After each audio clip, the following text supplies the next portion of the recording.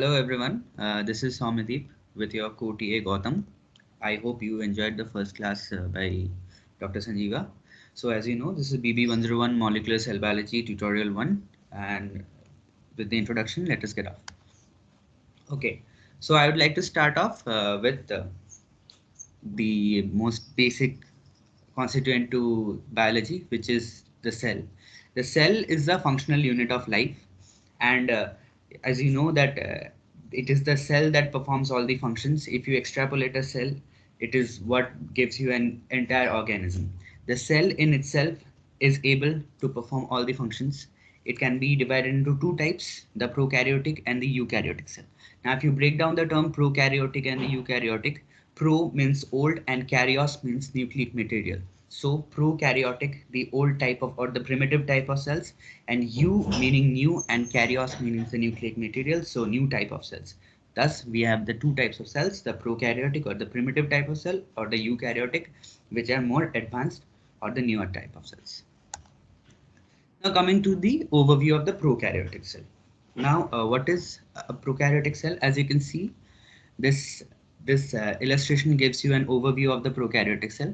Now, prokaryotic cells, they are having an entire structure which is not as complex as the eukaryotic cells.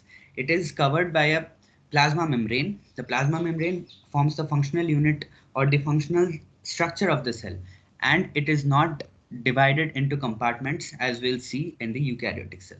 So coming to the different constituents, we have the fimbriae. These are small hair-like structures which allow for adhesion for the prokaryotic cells, followed by flagella. These flagellas are locomotory organs for the prokaryotic cells. Now, the prokaryotic cells, they have cell wall. This is a rigid outside structure which gives the strength to the cell. Now followed by, we have the plasma membrane. Now plasma membrane is the lipid membrane that encloses everything of the prokaryotic cell inside. Following that, we have the nucleoid region. What is the nucleoid region? Inside the plasma membrane, there is a gel-like solution. This gel-like solution is called the cytosol. It has a neutral pH, and that cytosol houses everything, all the constituents of the cell. The nucleoid region is the region where the genetic material or the DNA of the prokaryotic cell is present. Unlike eukaryotic cells, the nucleoid or any other structure, any other constituent of the prokaryotic cell is not membrane localized. So everything is flowing or in a liquid state of the cytosol. So thus it is a nucleoid region rather than a nucleus that we will see in the eukaryotic cell. We have ribosomes.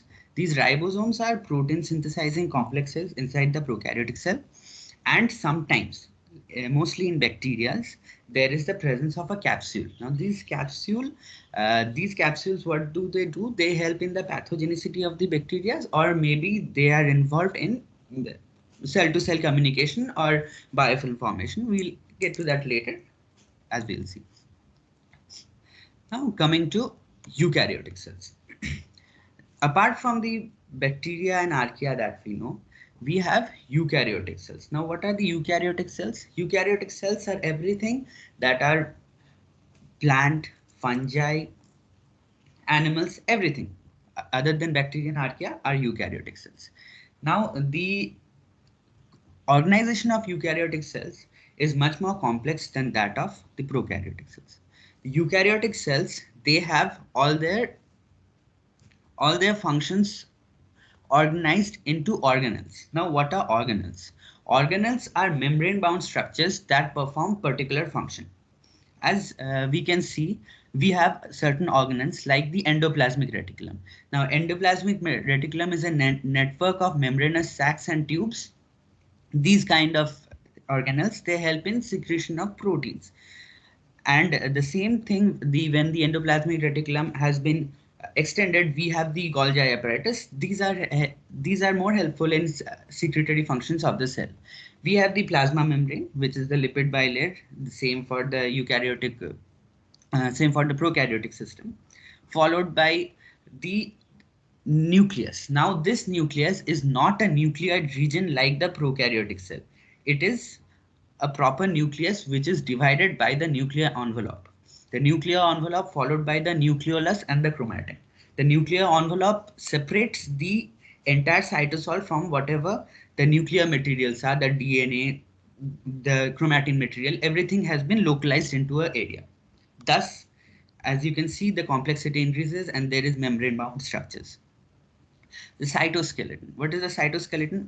This is a common feature in both the eukaryotic and the prokaryotic cell. The cytoskeleton is nothing but the skeletal system or the rigid backbone of the cell. The prokaryotic system as well as the eukaryotic system, these are made up of different tubulin proteins, actin, and different cytoskeletal proteins that we use. Soumya, Yeah. Soumya, you can give the glimpse of this picture and move forward because we have to complete by 9:20 Okay. also. Because, yeah. Okay. Fine. Okay, so there are other organelles like microvilli. These are projections that increase the cell surface area, and Sorry, good we morning, guys. Soumya, if I can just speak. yes, So, give a student an opportunity. Some organelle were unclear, and I think, they were thinking we are in fast speed in the class. So now this is the second opportunity for them to clarify their doubts. okay, Sir. sir. Right. And they can always keep asking in the chat, and then you can speak. Yeah. All right, Okay, continue. Yeah. thank you, sir.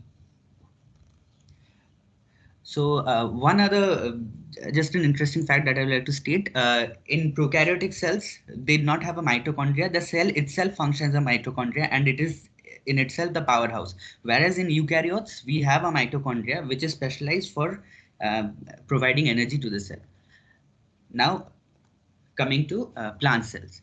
The difference between eukaryotic animal cells and plant cells is the presence of a cell wall. Most eukaryotic cells, they do not have a rigid cell wall as we could see here, but in plant cells there's the presence of a rigid cell wall which gives it the strength and thus forms the rigid structure of a plant body. Also, the another difference is the presence of chloroplast. This is a membrane bound organelle which houses the all the machinery for harnessing the power from the sun and carrying out photosynthesis. So this is the chloroplast. Now coming to the biological macromolecules. Now all these cells, what are they made up of? What is life dependent on? So there are four types of macromolecules, which are nucleic acid, proteins, lipids, and carbohydrates. We are going to look into all of these and how these macromolecules, they form a conglomerate and help in the biological processes of life. So nucleic acid.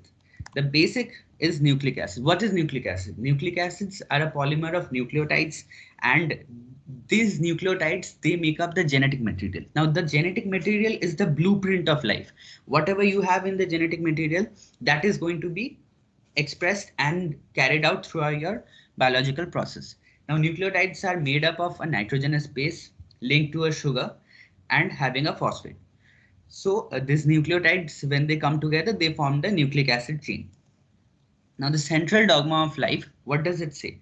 This is a concept of the cause and effect. Now the cause is the nucleic acid and the effects are the protein. So the DNA that we have, which is the nucleic acid material formed of nucleotides joined together, it will be first transcribed into RNA. So it is, take this into consideration like this, that you have an original document. You do not want to use it all the time for your photocopies or something because you might damage your main document. So what do you do here? You make a copy of the document and then you use it for your applications and everywhere so that your main blueprint is not damaged in some way. The same thing happens here. DNA is first transcribed into RNA. The information is transcribed into RNA and this RNA is further translated into protein.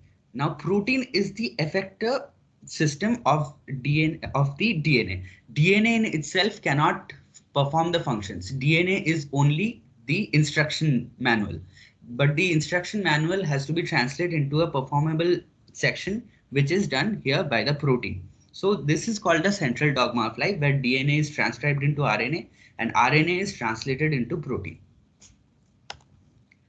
Now, as I have already mentioned that the DNA, it is made up of the nitrogenous base, the deoxyribose sugar, and there is RNA, which is there is deoxyribose sugar and the ribose sugar. It is due to the presence and absence of an oxygen atom at the 2' position. No, sorry, I cannot show you the photo here, but it's okay. Deoxyribose sugar and the phosphate. Now, this DNA or the nucleic acid, nucleic material in the body of the cell, in the cells, is a very large biomolecule. It is really large. It can extend up to meters.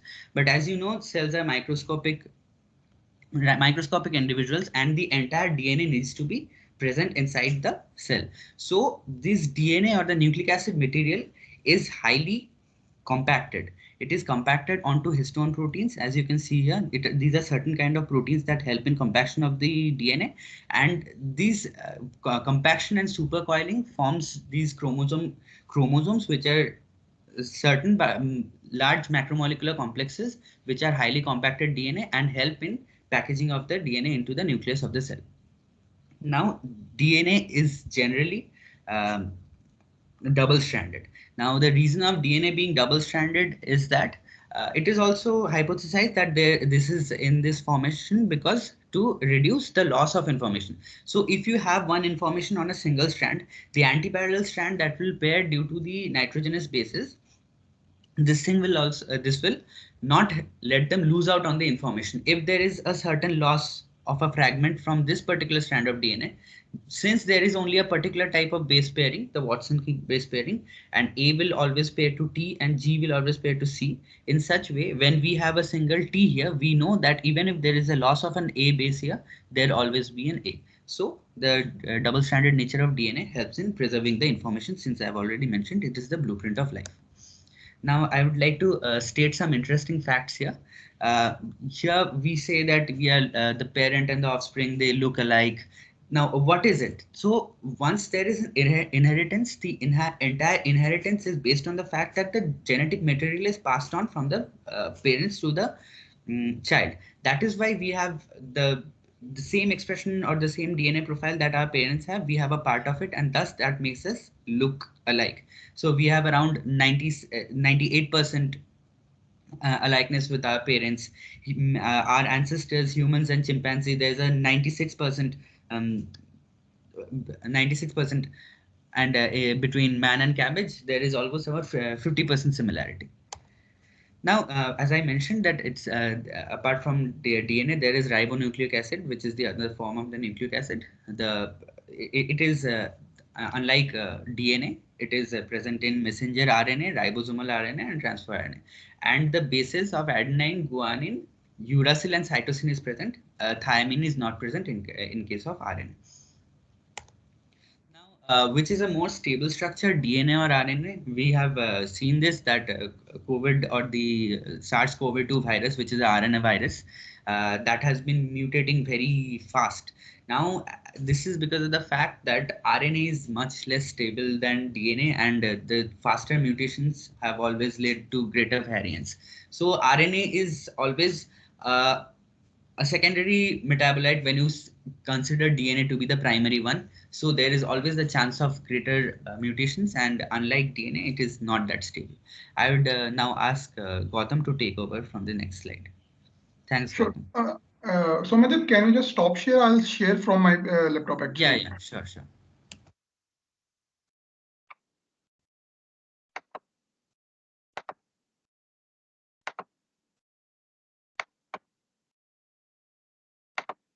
So Soumya, is my screen visible? Yes, Soumya? Okay. Yes, go ahead. Yeah. So students, Soumya, he has covered his part for the nucleic acid. So I'll be starting from proteins. So proteins are basically they are present everywhere in the body. So without protein, there can be no function in the body. So they are basically large molecules, and their length may vary according to the organ in the cell, and they are made up of amino acids. So these are the basic units of the proteins. So they are considered as the workhorses of a cell. So as I told you, without proteins, nothing can be performed in terms of function, because as Soumya told, the central dogma of life, DNA to RNA and RNA to protein. So protein is the final product, which plays a very significant role in the body. So the sequence is determined by DNA, as we see the central dogma DNA to mRNA, mRNA to protein. So in proteins, there is a structure and function relationship. So every protein has its own structure, and based on that structure, it has its own function. So the structure and the function relationship of protein is very crucial for the cell to sustain, because there are some small cells, we have small organelles. So protein fold accordingly so that it can fit into that cell, and accordingly they perform their functions. So we have different structures of proteins. So we have primary structure of proteins, in which we have only the linear chain of proteins. There is nothing in that. We have only a long chain of proteins. So you can see this bend is there, but it's still a linear chain of amino acids is there. So we have the secondary structure of proteins, in which we have alpha helix and we have beta pleated sheets. So in this they are stabilized by a hydrogen bonding in them. So apart from that, we have tertiary structure. So this is basically a three-dimensional structure of the proteins, in which they have interaction between the side chains to make it more stable. And then we have the quaternary structure. In quaternary structure, we have two polypeptide chains actually, so which interact with each other. So the apart from the protein that we have mentioned in the slide, so we have hemoglobin also, that shows the quaternary structure. So as I told you, we have structure and function relationship for the protein. So every protein has its own function and own structure. So these are the few examples. As you can see, in enzymatic proteins, we have catalytic sites. These are active sites on which the protein will bind, and they perform their specific functions. We have the storage proteins like albumin in the egg. So we have in the hormonal proteins like insulin, so it helps in the regulation of the blood sugar. So we have contractile and motor proteins like actin and myosin. So if you have taken biology in the class 12, you must have read about that sliding filament theory, in which we have actin and myosin. So these are the basically proteins which help in the contraction part. So then we have the defensive proteins like antibodies. So whenever we have antigen or the foreign bodies from the outside, then the plasma make antibodies and they fight against those antigens. Then we have transporter proteins, because we have in the cell, we have the extracellular region and the intracellular region. So for the some proteins to come from the extracellular to the intracellular region, we need some kind of transporter, so that can bring those proteins to the inward of the cell, so that they can perform specific functions. So sometimes we have cargoes also which carry proteins. So in order to make to bring the proteins from outside to the inside, or from the reverse, vice versa is also possible, inside to the outside, we have some transporter proteins, with the help of which protein they can cross the plasma membrane. Then we have the receptor proteins. This is basically a synapse, in which we have the chemical stimuli from the central nervous system, and they release some kind of proteins, and they bind to the receptors on the postsynaptic nerve, and they generate the action potential in the postsynaptic part, so that with the help of that we can sense and we can perform the contraction and other functions in the body. Then we have the structural proteins which provide support to the cell, like we have the keratin, we have collagen in the body. So these are basically structure protein which give a structure and the support to the cell. So next we have the carbohydrates. Right now we have studied the proteins, which basically essential for the growth part, and we have a support and everything. So now we need energy also to perform those functions. So energy we get from the carbohydrates. So these are basically monomers and the polymers of sugar. So there are different reactions with the help of which we can convert monomers into polymers, and the vice versa.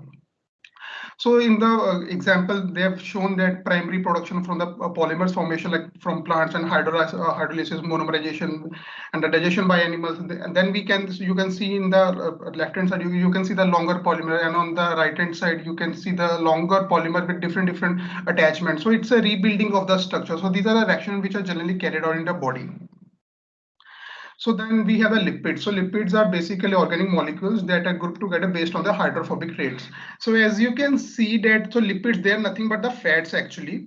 So on the right hand side top most figure, you can see the circles. These are and the tails. So circle are basically, these are the hydrophilic part, and the tails are the hydrophobic tails actually. So lipids are basically hydrophobic in nature basically. So hydrophobic means a water repelling part. So So as a result, the hydrophilic part will remain on the outside and the hydrophobic tail will be on the inside.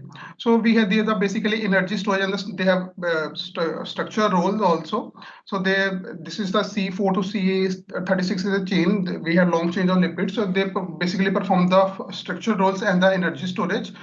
For example, the phospholipids in the body. So in the plasma membrane, that is nothing but it's attachment of the phospholipids. We have phosphatidylcholine, which is the major lipid found in the plasma membrane. We have energy storage lipids also, such as triglycerides. So why we call lipids at the storage units of the cell of a cell of a body? Because you can see 1 gram of carbohydrate is equivalent to 4 calories. Means it can store up to 4 calories. But fat, with the same amount of fat, we can store the 9 calories. So we have the less weight with the more energy storage. So that's why the lipids are considered as the storage components of the body. So if we talk about the Nobel Prize, recent Nobel Prize in Physiology and Medicine, so right now David and Adam, they got the Nobel Prize in the Physiology and Medicine. So David from the University of California, they discovered some proteins that can sense the heat and the touch, like TRP1. This is for the heat and the touch piezo2. So basically they found these proteins that give the ability to sense heat, cold and touch needed for our survival. So they got these kind of proteins. As I told you, you can see these proteins, they have different structures, and when the structure changes, their function also changes. So this is we are talking about initially. So now you can see that they got some protein, because every protein is different, and every protein, even if there is a minor change in the protein, if a very slight change, even then the function of that protein will get altered actually. So in that way we can protein can do anything for that. So like a somato sensation, like a somato is meaning a body, and sensation when we perceive something from the outside, so that we can sense what it is actually. So these are the basically touch and heat proteins with the help of which we can see feel is there a heat or touch. So we can judge by touching and sensing. So that's why they have known as a somato sensation. So we'll show you some real life applications of this biology. So we have retina, so it converts the light signals in the it basically sends the light signals to the brain by the optic nerve. So right now we have artificial retina also. This therapy is also available. So sometimes when the retina got damaged, so right now earlier there was not. Even today that technology for the ocular part is not vast, but now the technology is evolving also. We have the artificial retina, with the help of which we can send the light signals to the brain via optic nerves. Then you must have seen these kind of watches, like people when they jog and they play, so they wear these watches. So it can basically give you the ECG signals while you're playing about the condition of your heart, like PQRS signals.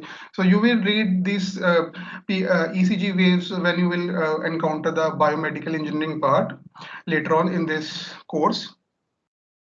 So this is basically a partnership between the biology and the technology, how they are related. Earlier, that technology was not vast, because in biology, it takes a very long years to develop something, to invent something. So once we are sound with the knowledge of biological understanding, then we can transform those things into technology. And at the same time, technology is also very important, because without technology, we cannot understand biology also these days actually, because a lot of technologies, they are incorporating in biology sector right now, so that we can understand those biological signals and their variation and their functions more accurately. So these are the new engineering principles which we are now focusing on, and they all have impact on the social life, as we have so many technologies because the broad term for this part is the biomedical engineering. We have the bio part, and we have the technology part, and we have engineering part also. So these have very high impact on the social life also, people. You must have seen all those things in your life day to day. So right now, me and Soumyadeep will engage you in some discussion questions. So these questions will be based, these are the general questions based on your day-to-day life. You must have seen those things, and also you have seen some slides which are shown by me and Soumyadeep. So we want your active participation in these concept and queries. And if you have any doubt, you can let us know, and we can address your queries. So we'll start with the discussion part right now. So can anyone tell me why RBCs they have this kind of shape, and what is that shape? And if RBCs have this kind of shape, so what is the importance of this shape? Can anyone tell me? Any guesses? You can write in the chat box also. We'll address your queries through chat box also. Yes, go ahead, Shubham. So to increase surface area. Okay, so what is the importance of surface area in RBCs? Because they are secreting the proteins now, that's why They are secreting a. Can you repeat again, Shubham? they are involved in so many functions. Like RBCs are where we are synthesizing proteins, right? No. Those are ribosomes. We are talking about RBCs. Oh yeah, sorry. RBCs are red blood cells. Oh, yeah, like for the blood flow, right? We are just exchange of the gaseous exchange, I guess. Gases exchange is that, but what is main role of RBCs? We are all very familiar with this part, na RBCs. I told you earlier that every protein, they have its own shape, and according to its shape, they have the different functions. So what is the importance of surface area? Although you are truly said it, the large surface area, but what is the importance of large surface area in the body? So Sahil and Soresh have answered, so they can bind oxygen by Sahil, and Soresh says for easy sliding and flow through blood vessels. Yeah. Satvik also said oxygen carry, so you people are right. Yeah. So importance of surface areas is that so that they can bind more oxygen with them, and also there's an interesting fact about RBCs. These are RBC, red blood cells. Although these are cells, but they do not have any nucleus with them. So these are enucleated. So once they're enucleated, they can easily squeeze to the small vessels also. So this is the importance of shape and why. And this is the answer. So let's move to another part. Shivesh says shape due to no nucleus. Yes, right, Shivesh. What is the shape called? It's biconcave. It's the shape of RBC is biconcave. So let's move to another part. You must have it egg also. So when we break the egg, so we have the albumin and we have the yolk, but the yolk is yellow in color. But after boiling, you must have seen sometime this protein part, it got green in color. So can you tell the reason? And is it safe to eat this egg? Anybody? Any rough guesses? Brother, it becomes yellow because of denaturization of protein. Basically, the tertiary structure is lost, I guess. Not much, but see, you are right. It's a total protein, but what is specific in that protein which is imparting green color to the yellow part? So is there any reaction or something? You must have we all are familiar with the chemistry. So we have color reactions in our body also, outside the body also. So what is heating is doing that is transforming yellow color into green color? And is it safe to eat this egg or not? You must have realized these things in your day-to-day life. Any rough guesses? So may just track the chat box if they're saying anything. Yeah, I'm seeing everyone out here is saying denaturation of protein. So not yet. I'm waiting for the right answer. Okay. So the right answer is that in the egg white part, we have the hydrogen in this and we have the sulfide present. So when we heat this, so this iron in the yolk, it produces a iron sulfide, which gives a green color to this yellow part. So although it's green in color, but still it's safe to eat. So answer is very interesting. Although I told you that this is you are right that denaturation protein is still there, but what is the thing that is giving color? So this is the reaction that goes on while we boil the egg. So how fireflies produce light? So as we also know that when we light up something, so there is a heat produced in those objects. So if there is heat in this firefly, then it should die, but it doesn't happen at all. So what is the probable reason for this survival of the fireflies? Even they are generating light also. Any guesses? Some chemical reaction. Chemical reaction is true. It's there actually, but how they produce light? A chemical first comes and then goes, so the reaction makes it bright. That is true. Reaction come and it will go. That is sure. Fluorescent pigment.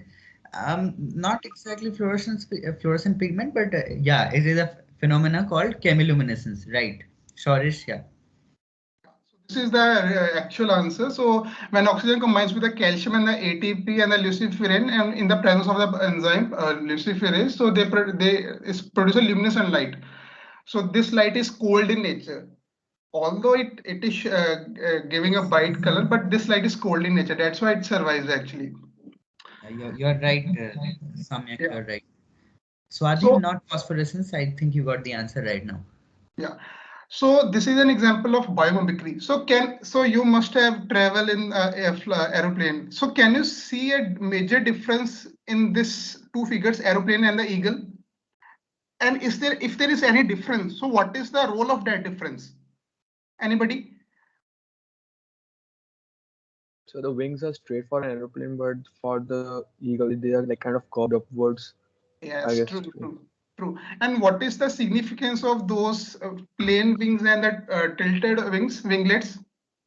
Maybe that gives the Aeroplane- bird Just hold on a second. Sankalp asks, what do we mean by cold light? So cold light is a light that is accompanied by no heat. Generally, when we have light, there is some formation of energy, and some of the energy is lost in the formation in form of heat. But a cold light, there is no heat. So thus, the light being cold is very much cold light. So what is the difference between the installation of the round wings versus the straight winglets? Aeroplane have jets and eagle not have jets. So No, it's not that answer actually. See, we need some kind of propelling system so that the thing can move forward. So on the aeroplane, we have jet engine that gives the propulsion to the aeroplane. But eagle, we do not have jet engine, but eagle has its own energy to fly now. yes. So then what is the main purpose of these straight wings and this winglets? I'll show you one video also for the demonstration purpose, but I just want a rough guess. You must have seen this thing. To overcome the gravity. To give it lift. To overcome the Gravity. gravity, not much actually. You are right, but the word is not right. like Gravity. the drag or something, sir. Like for the Yes. birds. Yeah. Drag is the right word. Drag is the right word. So can you tell me how it reduces the drag? Because at the ends, when the bird will fly, the air will push it upward. It Because of makes the itself in a narrow shape. Yeah. With high pressure and low pressure. That because of is the true, curves but at you the are end. So saying it is easy to go through air if Oh, it can make so itself through if we air. have if we do not have round winglets, even then it's easy to fly. But what is the you are all are right actually, but you are saying in a different way. Can you complete in a one sentence? You all are right actually, but you are saying different statements. Can anybody conclude? It causes a streamlined shape. Again true, but can you complete the entire why we need? Like so maybe Just hold on a aeroplanes second. will- I'd like to address the chat box once. Yeah. Plane don't roaming on one place. No, not that reason. Cutting through air easily. No. Direction change. No. Aerodynamics. Yes. And to give it a lift. No. So you will see. Actually, I'll show you one video of this demonstration, but let me clarify these doubts. So you can see on the right hand side we have the straight winglets, Hana. So we also know that the pressure below the winglets is higher as compared to the pressure above the winglets. So that's why it feels a push and it moves upward. And for the more forward motion, we have the jet engines. So, but our question is why we have the round winglets instead of the straight winglets? The answer will be the drag and the vortex formation. So you totally said those things.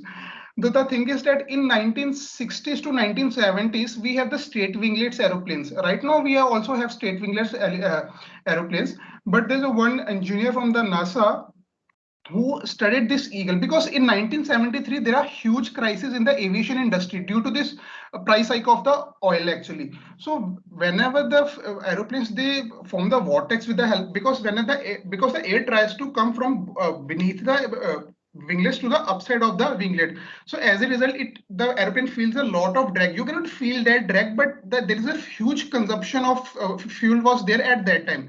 So because at that time they were completely in losses during 1970s aviation companies. So that's why they installed that engineer from NASA. He studied the eagle. So when he studied the eagle, that he observed that while the eagle flies from the ground, it moves its wings in the upward direction like a rounded winglets, because when the air tries now on the air, when the air will try from beneath the winglets to the upside of the winglet, so it will get an easy path from the, so it will not feel it much drag as we have with the straight winglets. So this is the reason of installing the winglets in the aeroplane. So this is the part of the biomimicry, means that we are inspired from nature, how nature is performing, and the same thing we have installed in the aeroplanes also. So let me show you one video also. You will be very much impressed with that video. Let me show you that video.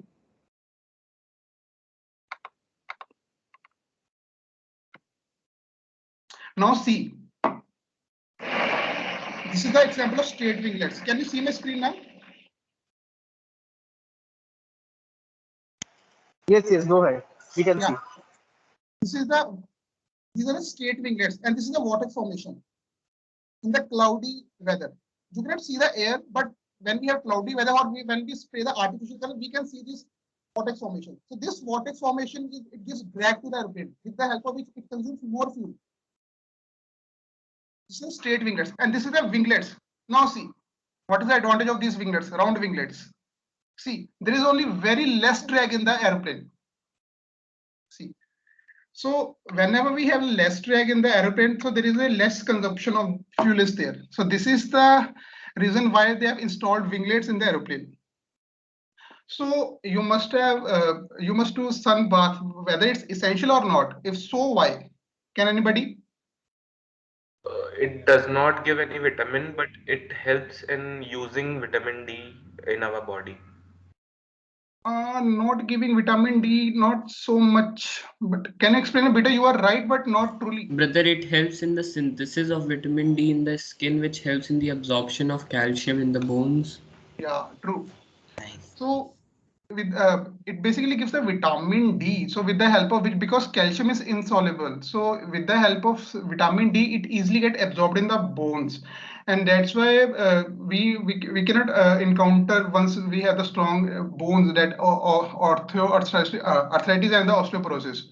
So another reason of this sun bath is also that there is a release of serotonin, so which the help of which we can feel happy. There is no chances of depression also, and it also boosts our immunity also. That's why people in the beaches, you have seen that they put oil on their body and they sit like this under the sun, because in the presence of sunlight, the cholesterol it gets, and the vitamin D, so basically the sunlight it burns that cholesterol so that it can further help in the digestion of the calcium in the body.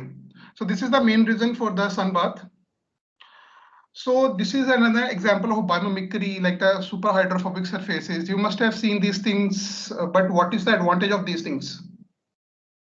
Hydrophobicity is basically, I told you now, water repelling capacity of the object actually. So whenever you put a water on those such hydrophobic object, they will not mingle with that water actually. So they will repel the water. So what is the application, day-to-day application of these things? Can anybody? We can make water repellent paint, we can make water repellent clothes, the raincoats, all those things.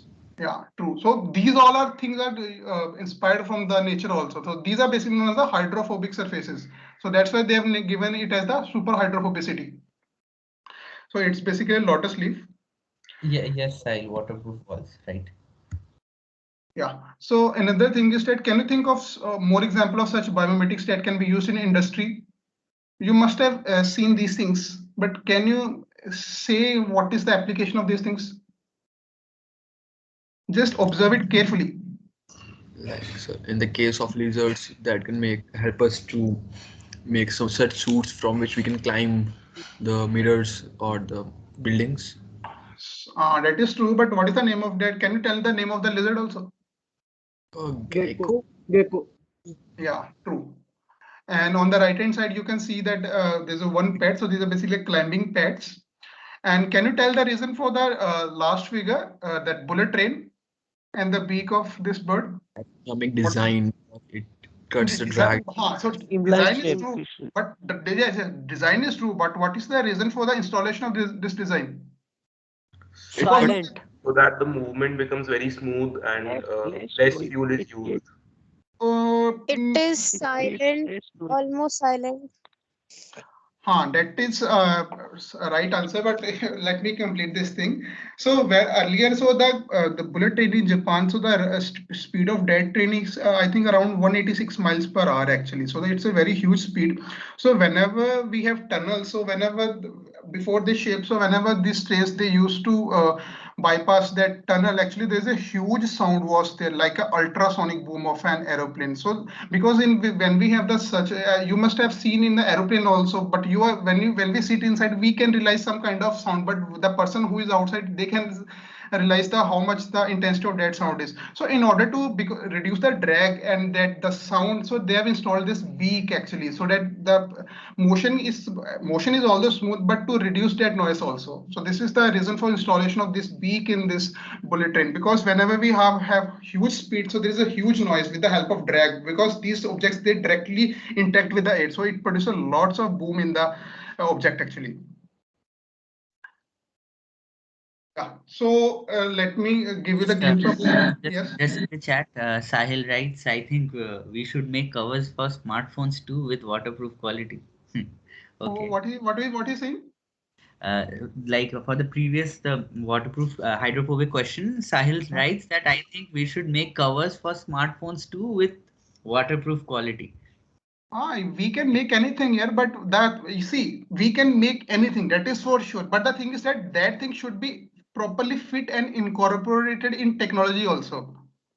That is, whenever we have rain, so we usually put our phones in some kind of polythenes or some kind of poly bag so that so that water cannot go inside. That is true, but those are some different things. We are taking a different poly bag and we are putting mobile phones. So we can develop technologies we can develop screens also with the help of which if we can directly put the mobile phone in the rain also, still we cannot get any harm for the mobile phone. So we can incorporate anything, but the main challenge in the technology sector is that thing should be critically fit in that technology also. That's why then we can say that it's an upgradation of the technology. Otherwise, if we are using different things, like we are taking poly bags and then we are putting phone, these are although these things are there, but they're different things. We need some consolidated technology which can fit and properly fit in that technology also. Then it will give a value to that technology. Although you are right, we can do anything with that part.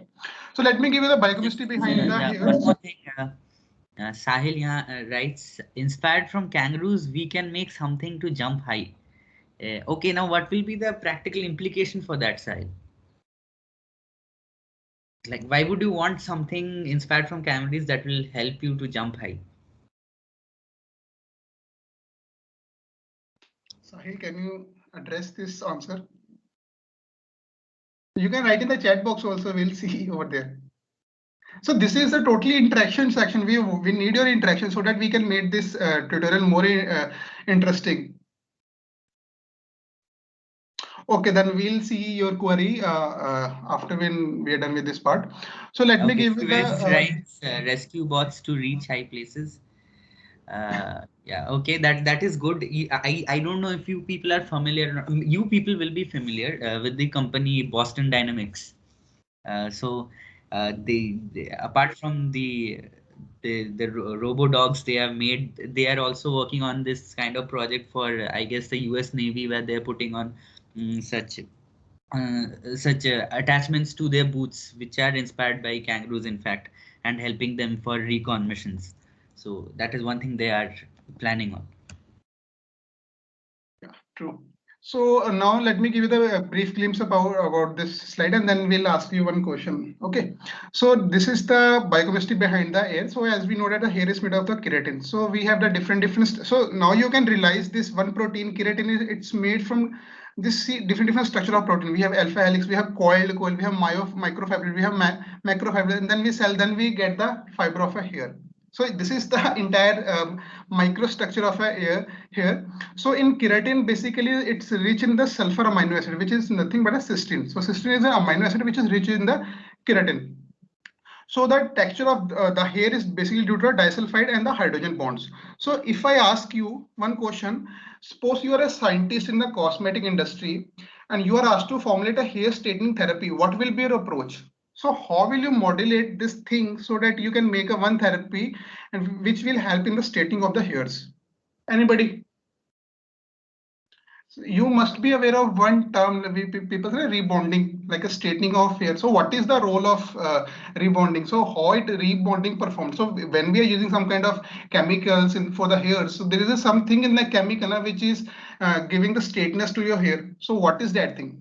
So the answer is based on this slide only. You just have to just connect the elements. So is it like breaking the dihydrogenous sulfide bonds and then like rejoining them? That's why we call it kind of rebonding. But what is the importance of breaking and then joining? Because they form that structure, the coiled one, I guess the tertiary or secondary structure we read in the proteins part.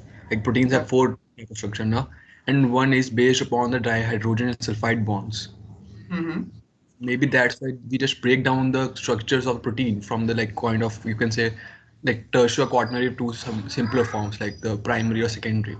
Yes, you're true actually. So we need one reducing agent that can break the disulfide. Hold on, Gautam. Shaurya wants to say something. I think. Yes, sorry. Sorish, yeah, you raised your hand. Some meantime you can download the attendance sheet. Yeah, I've done that. Okay. So just tell the answer. Sorish. Okay. Sorish? No, it's okay. I was saying something, but it's wrong, so it's okay. Oh no, still we need wrong answers actually, yeah. So see, we also need some interaction from students also. Even if you are wrong, no need to shy and no need to feel worried. We all are wrong at some point of time actually, but that's why we can build our concepts actually. So the reason behind this part is that first of all we need some reducing agent, so which can break the disulfide bonds, so that they can come from the coil structure to the different structure, and then we need some oxidizing agent so that we can bind those different structure together. So that's why we get the rebonding, like a straightness of the hair. So this is the reason behind that people usually, now we have so many therapies in the right now in the market. So although their concept may be different, like different with they sell the product with different names, so although the biochemistry of all the products is same actually. So chemicals may be different, reducing agent and oxidizing agent may be different because depending on the toxicity, depending on the price and all, so those are different issues. But this is the main reason for the behind the straightening of the hairs. So students, that's all from our side. So if you have any queries, do let us know, then we'll address your queries. Like interesting part from this thing, if you're not aware and you are not clear about that thing, so we'll address your queries. You can write in the chat box also. We can take your queries from the chat box also. Still now we have 7 minutes. This is a reminder for the, this is a reminder for the attendance download. Yes, Deep, we have downloaded. Yeah, the attendance has been downloaded. So, what is the central dogma? Okay, this. So to put it into simple terms, you have your nucleic acid, which is the DNA. Your DNA encodes all the information that your biological life process is going to carry out throughout its time until it dies. But you need to somehow relay this information into an activity. So the DNA itself as a biomolecule is incapable of performing that kind of an activity. So the DNA is first transcribed into RNA. Then that RNA is translated into protein. Whatever the information is in the DNA is converted into the protein form, and proteins are the most catalytically active type of biomolecules. Even others are too, but proteins are the predominant form of that. So these proteins, they are converted from DNA, and these proteins, they perform particular tasks in metabolism, in your growth, repair, maintenance, everything. And that is how this protein, they carry on the life form. So this entire DNA to RNA to protein, as Sahil writes, is the central dogma of life. Yeah, so whenever you are encountered with this term central dogma in your life, so just remember DNA to RNA and RNA to protein. The reason being, so whenever when you were a kid actually, so till this stage, now you are quite bigger as compared to your childhood. So what's happening behind the scene actually. The thing is that the DNA, so it keeps on converting into RNA. So, but I told you earlier also that the end product of the DNA is the RNA. So without protein, the body cannot perform even a function without protein. So we have so many functions in the body, and for each function we have different proteins which are assigned for those functions actually. So in order to perform those functions, we need a protein. So protein is basically made from the mRNA. So that initial initial reaction starts from the DNA, and because DNA, it gives sequences to the RNA, like it's processes on the transcription, and then we need to translate that information into the protein. So these proteins are involved in different activities which we perform in day-to-day life. If I told you about hairs, we have keratin. This is a protein. So without keratin, you cannot imagine the hair structure of the hairs. So there are different proteins. I think there are roughly 22,000. I think their quantities are, I think, in lakhs or thousand actually, because we have that genes is around, I think, 22,000 genes, or we have 2 lakhs protein, or I think vice versa. I don't know. I'm not able to recall the exact figure, but we have so many proteins in the body, and for each function we have the different proteins. So this is basically a central dogma of life. Without this, you cannot imagine anything, even a body. So another question. Yeah. Go on. We were talking about the lotus leaf effect, right? So what's it at the microscopic level of a lotus leaf that it is so much hydrophobic? What's the reason behind its hydrophobicity so much, and why not other leaves? So this is so we see, as I told you about the winglet part. So this we have inspired from the eagle. So there must be other leaves also in the nature, which we are not familiar at this point of time. But leaf is the lotus leaf is the example that we have seen in day-to-day life, and I'm sure just one thing. Are you asking why is the lotus leaf hydrophobic? Yeah, actually, like that's it is because of the deposition of a waxy layer of pectin. So I think you're familiar with the thing that waxy substances or oleoic substances, they are hydrophobic in nature. Oil-like substances, you know that oil floats on water. The same thing. There is a thin layer of pectin present on lotus leaf, which repels the water and forms these kind of droplets and does not let the water stay on the lotus leaf. Yeah, so this is the reason, and one more reason is that, as he was saying, that is there any other leaf also? So you must have seen, like, we have so many huge oceans, and we have those flora and the fauna in those oceans, and we are not familiar with those actually fauna and flora over there. But when you will search those things, because this is the day-to-day example, that's why we have shown this thing. But there must be other examples also that you will get in the papers or in the internet, but there are other things also that nobody is familiar right now, because in order to do research on other leaves also, it takes a lot of time. And another thing is that constraint is the distance and the travel. So there are some gray areas in the earth also where nobody has reached right now. So there must be so many things in the nature that you can find with this super hydrophobicity. There must be an excellent things apart from lotus leaves also, but we are not familiar with those things, because we knew only few things that we see in day-to-day life, but there must be other things also.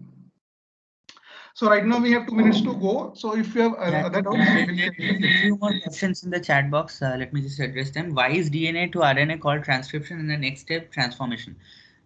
Okay, now why is it called in that way? I'm not sure about that, but the next step is not transformation but translation. It is transcription and translation, not transformation. The reason, probable reason for this naming is that, so if you are familiar with some biology, so whenever we convert DNA to RNA, so first of all we need to cut that DNA into single strand. Then we have this an opposite strand is made, so which is transcribing. Transcribing means we have, when, as Soumyadeep told, that for every A we have T. So this is another transcribe part. We are adding complementary nucleotides for the specific nucleotides present in the earlier DNA. So this is the transcribing of those nucleotides. That's why this process is known as a transcription. And once we have from one DNA to we have 2 DNAs, then we need to, so it gives us some kind of encoded information that we have to decode decode. So that decodation is known as translation. We need to translate that information into something that we can use. So that information is present in the proteins. That's why this one is translate. So we have to translate one thing into another. Like it can be a translation of a language also. Suppose if you belong from if you know some one language and you're not aware of another language, then you need some kind of interpreter in between you so that can translate you what he said actually. That's why then you can say or perform some function. But this is the translation part actually. So it's 9:30. So let me stop the recording.